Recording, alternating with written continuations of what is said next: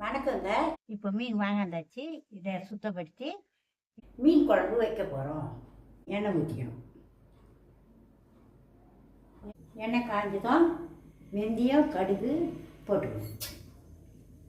கடுகு பொரிஞ்சதும் வெங்காயம் போடணும். கருவேப்பிலை,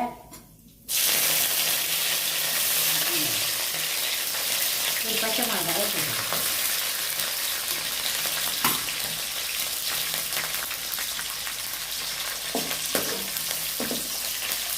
வெங்காயம் நல்லா சவுந்து வந்ததும்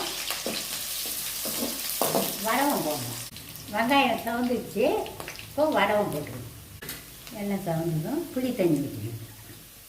புளி கரைச்சி வச்சுருக்கு. புளியும் உப்பும் கரைச்சி வச்சுட்டு மீன் குழம்புக்கு தேவையான அளவு கரைச்சி வச்சு இதில் போட்டு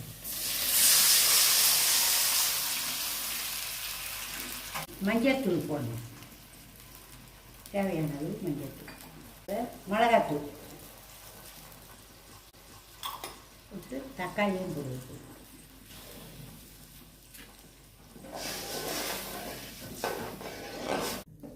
குழம்பு கொதி வந்ததும் மீன் போட்டு கொதிக்க வைக்கணும்.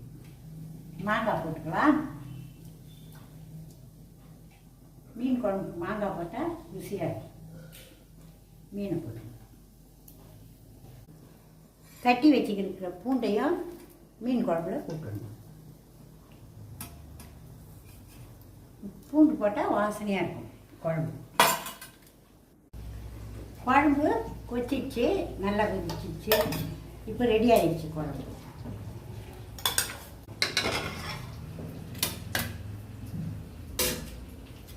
குழம்பு ரெடி ஆகிடுது. இப்போ சாப்பிட தயாராகிடுச்சு குழம்பு.